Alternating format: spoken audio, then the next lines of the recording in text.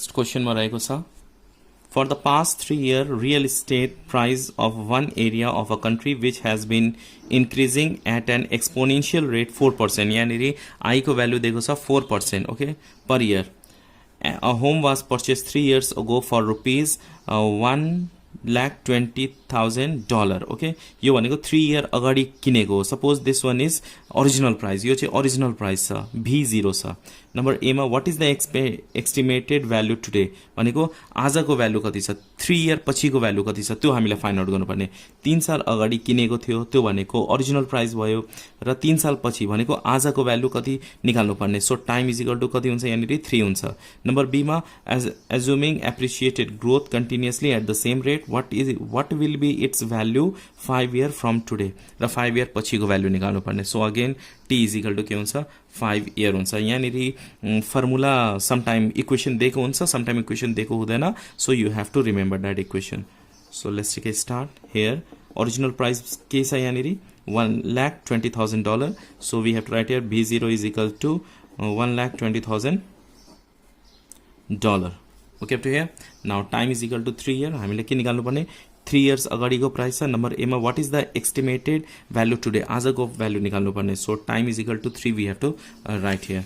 So T is equal to 3 years, I is equal to 4% per year and 4 divided by 100 के हुन्छ, 0.04. Now we know that V is equal to V0 e power I t, growth rate को यो formula छ. Okay, where V is the estimated value, where V is estimated value. Okay, यो चाहिँ learn गर्नुपर्छ. Growth रेटको formula यो छ. Okay, ना V0 भनेको ओरिजिनल भ्यालु कति छ, 1,20,000. e पावर I को भ्यालु कति आएको छ, 0.04. So we have to write here 0.04 into t भनेको 3 years. So 3 we have to write down 1 2 3 4 40 and e power, when you multiply this two we get here 0.12. So use calculator, find out the exponential power 0.12 and multiply by 1,20,000. So we get here 135,299.60. यदि 3 साल 3 year पछिको value यति हुन्छ, किनभने ल्यान्डहरूको price के हुन्छ, increasing हुन्छ. Real इस्टेटको price के हुन्छ, इन्क्रिजिङ हुन्छ. त्यही भएर प्राइस यहाँ के भएको छ, इन्क्रिजिङ भएको छ.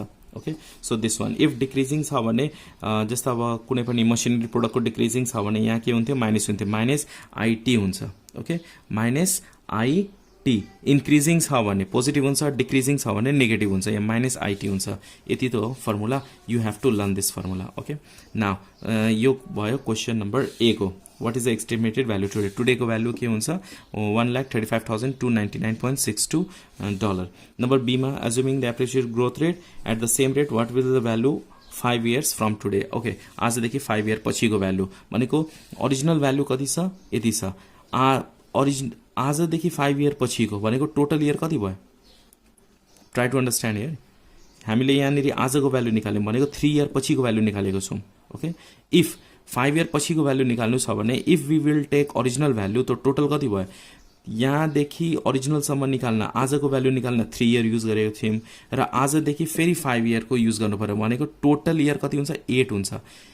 ओरिजिनलदेखि अहिलेको निकालेको भ्यालु भनेको 3 year को डिफरेन्स र अहिलेदेखि 5 साल पछिको भ्यालु निकाल्नु पर्ने, त्यो भनेको के हुन्छ, टोटल 8 years भयो. So number B, t is equal to 8 years. Hope you understand this one. यहाँनिर 5 year भनेको छ भनेको आजदेखि 5 year को, तर मैले V0 ओरिजिनल प्राइस 1,20,000 छ, यो चाहिँ बिफोर 3 year को छ र आजदेखि हामीले 5 year पछिको भ्यालु निकाल्नु पर्ने भनेको टोटल कति हुन्छ, 8 year हुन्छ.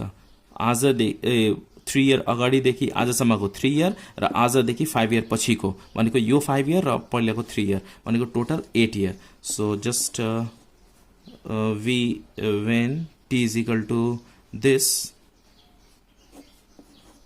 we know that, just use formula here, V is equal to V0 e power IT.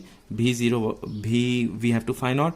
V0 भनेको original price 120,000, $1,20,000, e power 0.04 T भनेको 8 हुन्छ. So 8 we have to write down 1 2 1 2 3 4 e power. Just calculate this one. 8 4 are 32, 0.32. Use calculator, find out exponential of this one and just multiply. You will get here 165,255.33 dollar. 8 year पछिको price कति हुन्छ 1,65,255.33 dollar. यो चाहिँ calculate गर्न सकिन्छ है क्याल्कुलेटरमा. Hope you understand this question. If you understand, please hit the like button. New हुनुहुन्छ भने please subscribe गर्नु होला and do not forget to share with your friends. Thanks for watching till last. Keep supporting and keep sharing.